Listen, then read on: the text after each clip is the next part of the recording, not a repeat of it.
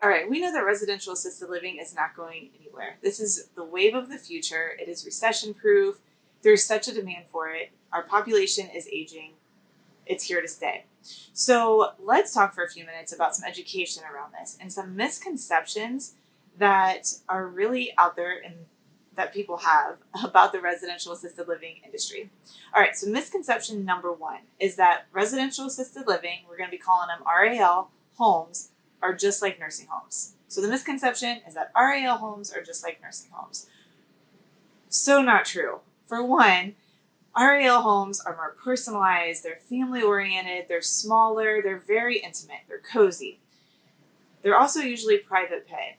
Nursing homes, on the other hand, are either covered by Medicaid, covered by other insurances, they're larger institutions. They also usually provide more of that skilled care.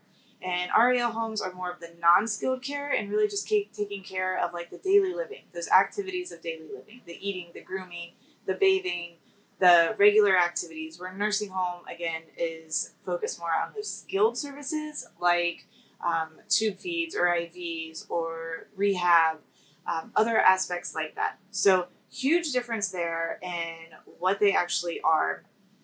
But the biggest thing, if let's say you have a private paying person in a nursing home and a private paying person in an RAL home, is really that personalized level of care and attention that they're going to get. They're not just a number, they're truly part of the family. It feels and looks like home. Okay.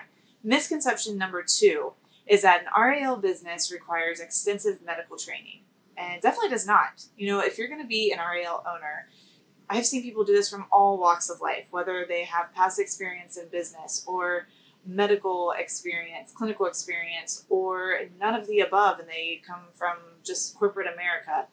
Any of them work. It's something that you can definitely learn how to do. You learn how to manage and work with other people. You learn how to take care of people, and you learn the basics of business. It is all very teachable. And also learn about real estate. We're all familiar with real estate one way or another, so it's just adding some layers to it.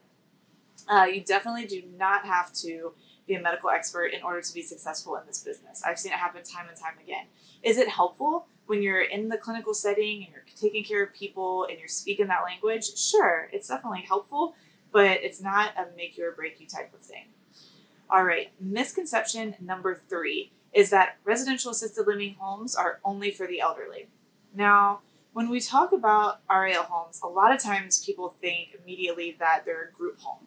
And in a way, I suppose that they are, but this is really specific for the elderly. So it really is assisted living, all the care that they would receive in a regular assisted living facility, but in a home-like environment. And they're meant for the elderly. But they could be for others as well. Like you could have transitional care, or you could have adults with disabilities. But what we really speak about here at RAL Optimize is more specifically geared towards the senior care aspect of it, towards the private paying aspect of it.